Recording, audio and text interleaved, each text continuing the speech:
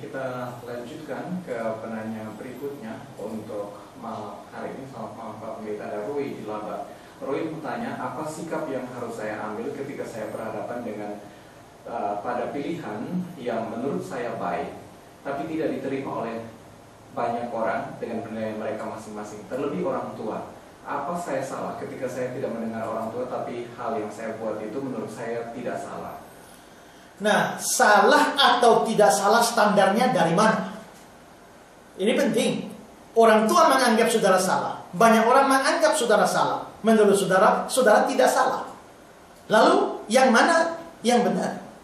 Bisa jadi orang yang banyak itu benar, orang tua saudara benar, yang salah saudara. Atau bisa jadi saudara yang benar, tapi mereka yang salah menilai. Nah, di sini kita harus mempunyai satu patokan, satu ukuran. Standarnya mesti jelas. Salah atau benar itu dilihat dari apa. Maka di sini saudara-saudara, standar kita itu harus firman Tuhan. Kitab suci atau firman Tuhan itu adalah standar untuk menentukan benar atau tidak, salah atau tidak. Banyak orang menentukan sesuatu salah atau benar itu dari pandangan umum atau pandangan manusia saja. Dan ini jelas salah. Kalau seluruh dunia adalah orang berdosa, sehingga seringkali terjadi satu dosa dianggap benar oleh masyarakat tertentu dan sebaliknya, maka itu di dalam masyarakat yang lain itu dikecam. Saudara, saya pernah dapat cerita, ada satu kampung di Afrika. Kalau ada tamu yang berkunjung ke salah satu rumah di sana, satu keluarga di sana, menurut adat kebiasaan kampung itu adalah sebuah penghormatan. Kalau ada tamu yang berkunjung, maka kita malam ini membiarkan istri kita, memberikan istri kita tidur dengan tamu itu. Itu adalah adat kesopan santunan mereka. Kalau ada tamu, saudara punya istri, ada tamu, tapi kalau saudara tidak membiarkan istri saudara tidur dengan tamu itu, saudara itu tidak sopan.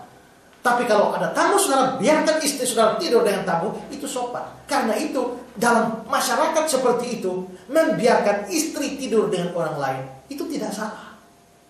Tapi menurut kita, itu salah. Nah, yang benar yang mana? Maka di sini, standarnya tidak bisa dipakai pada penilaian dari masyarakat, atau penilaian pandangan umum. Sebagai gambaran adalah, di dalam kalangan orang gila, yang waras itu dianggap gila. Dalam gereja yang sudah meninggalkan Alkitab, orang-orang Kristen yang Injili atau yang Alkitabiah dianggap ekstrim, dianggap fanatik dan sebagainya.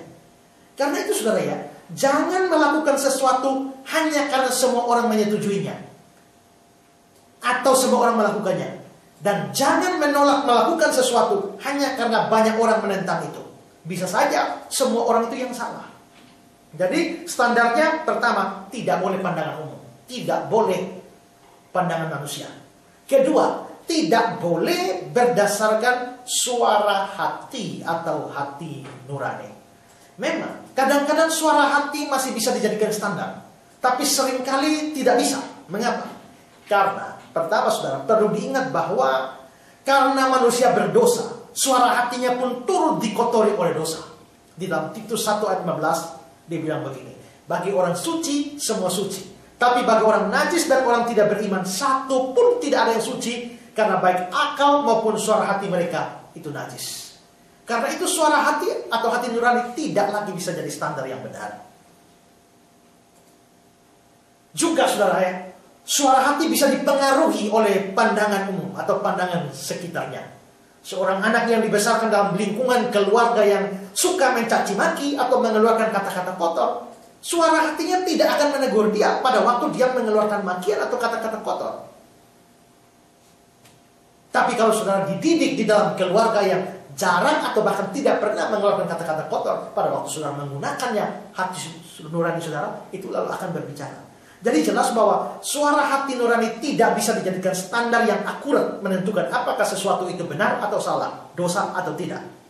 Karena itu saudara, jangan saudara berani melakukan sesuatu hanya karena perasaan atau hati saudara merasa enak melakukannya. Sebaliknya jangan saudara tidak melakukan sesuatu hanya karena hati atau perasaan saudara merasa tidak enak karenanya. Standar yang benar untuk menentukan apakah salah atau tidak itu bukan pandangan umum, bukan hati nurani, tapi standarnya harus firman Tuhan. Dari mana kita tahu?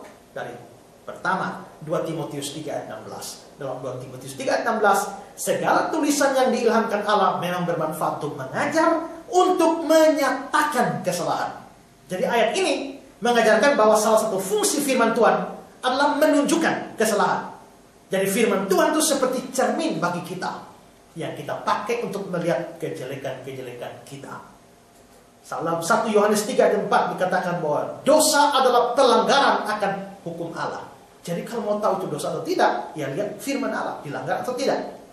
Lalu dalam Roma pasal 3 ayat 20b dikatakan oleh hukum Taurat orang mengenal dosa. Jadi mengenal dosa dari mana? Dari hukum Taurat. Gambarannya begini saudara ya. Dalam setiap negara ada undang-undang. Apakah tindakan kita salah atau benar tidak didasarkan pada pandangan umum atau pandangan pribadi, tapi didasarkan pada undang-undang itu. Tidak peduli kita menganggap tindakan kita itu benar, atau seluruh masyarakat menganggap tindakan kita itu benar, tapi kalau undang-undang menganggap kita salah, maka kita salah. Nah, kitab suci atau firman Tuhan adalah undang-undang Allah yang diberikan pada kita. Karena itu kitab suci atau firman Tuhan ini menjadi standar hidup bagi kita. Jadi kalau saudara mau melakukan sesuatu, jangan pedulikan pandangan umum ataupun hati nurani saudara, tapi pikirkan terlebih dahulu bagaimana pandangan atau ajaran kitab suci tentang hal itu. Kalau kitab suci menyetujui, lakukanlah. Sebaliknya kalau kitab suci mengecapnya atau menganggapnya sebagai dosa, maka jangan melakukannya.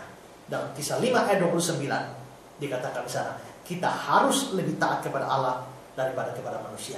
Karena itu dalam kasus saudara melakukan ini, saudara anggap benar, tapi orang banyak dan orang tua anggap itu salah. Yang mana yang harus diikuti? Periksa firman Tuhan. Apakah firman Tuhan itu mengajarkan bagaimana? Nah, saya tidak tahu apa kasus saudara, tapi prinsipnya adalah cari dari firman Tuhan. Kalau saudara memang saudara yang benar, tidak usah pedulikan pandangan orang tua atau pandangan banyak orang. Tapi kalau ternyata saudara yang salah, maka saudara harus memperhatikan pandangan orang tua dan pandangan orang banyak itu. Ya.